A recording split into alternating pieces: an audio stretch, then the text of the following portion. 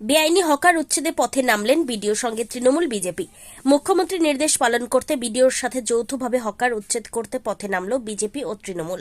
আজকে মাননীয় মুখ্যমন্ত্রীর নির্দেশে যে ফুটপাত জঞ্জাল মুক্ত, অর্থাৎ ফুটপাতে যারা ছোটোখাটো ব্যবসা করছে এবং তাদের পুনর্বাসন যেমন রয়েছে, তাদেরকে একটু সরে যাওয়ার জন্য অনুরোধ করা হলো। তারা একদিনের মধ্যে সেটা সরে যাবে এবং তাদের জন্য পঞ্চায়েত সমিতির পক্ষ থেকে পুনর্বাসনের ব্যবস্থাও থাকছে।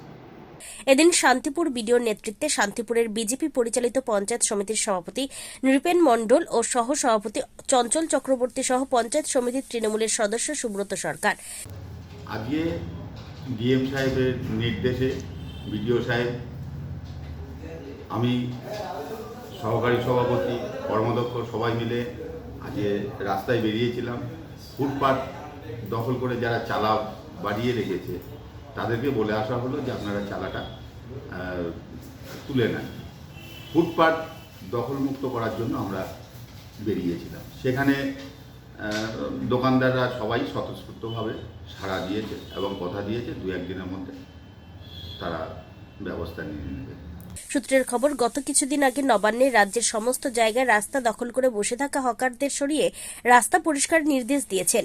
আর সেই নির্দেশকে কার্যকর করতে শান্তিপুরের বিডিওর সাথে যৌথভাবে ফুলিয়ায় হকার উচ্ছেদে নামল বিজেপি ও তৃণমূল নেতারা।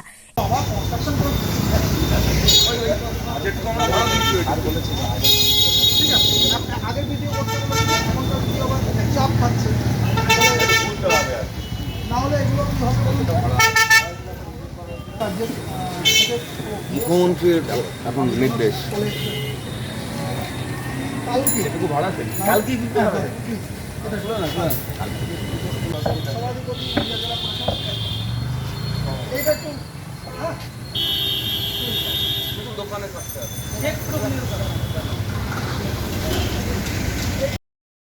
এদিন ফুলিয়া বাসস্ট্যান্ড থেকে রঙ্গমঞ্চ রাস্তার ফুটপাত দখল করে থাকা অস্থায়ী হকারদের দোকান তুলে নেওয়ার অনুরোধ করেন শান্তিপুর বিডিও।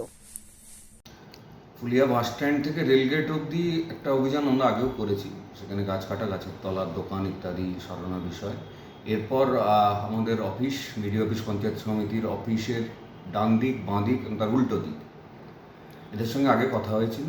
আজকে গিয়ে সবাইকে অনুরোধ করে এলাম যে কাল সকালের মধ্যে এরা নিজের জায়গা ছাড়া কিছু জায়গা আছে পঞ্চায়েত সমিতির ভাড়া নেওয়া দোকান ঘরে ওরা ব্যবসা করে, সেই দোকানটুকুতেই তারা ব্যবসা করবে।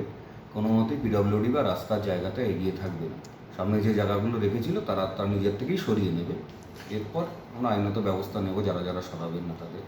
আজকে আপনি তো গেলেন, এরপরেও যদি তারা না সরিয়ে নেয় সেক্ষেত্রে আপনি কি করবেন? আইনানুগ ব্যবস্থা হবে। মাননীয় মুখ্যমন্ত্রী অনেক আগেই এটা ঘোষণা করেছিলেন। আমাদের সবাইকে একবার মিটিংয়ে ডেকে বলেছিলেন যে ফুটপাত দখলমুক্ত করতে হবে। কয়েকজনের সামান্য ব্যবসার জন্য অনেক বেশি মানুষের ক্ষতি করা যাবে না। আমরা এদের সবারকেই নিজের নিজের রুটি রুজির জায়গাতেই রাখছি।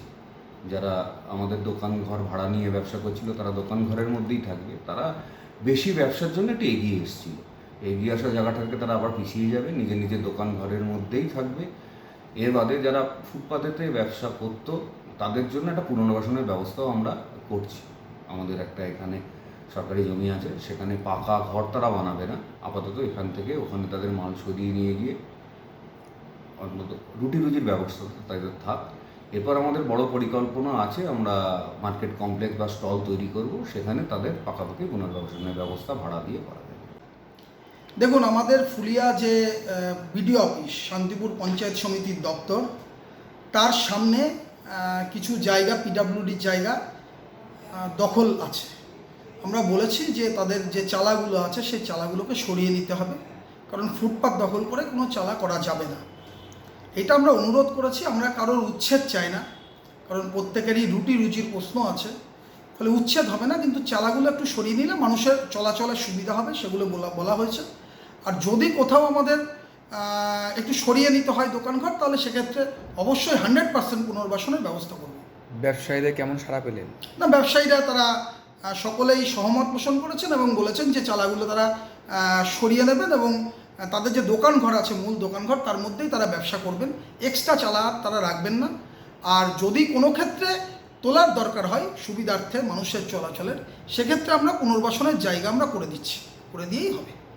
Bureau report, PP news. Annapurna medical hall, chemist and druggist, এখানে সকল প্রকার ওষুধ পাওয়া যায়। নবাবহাট মোড়, পূর্ব বর্ধমান। যোগাযোগ করুন 6295528655 অথবা 7602347696।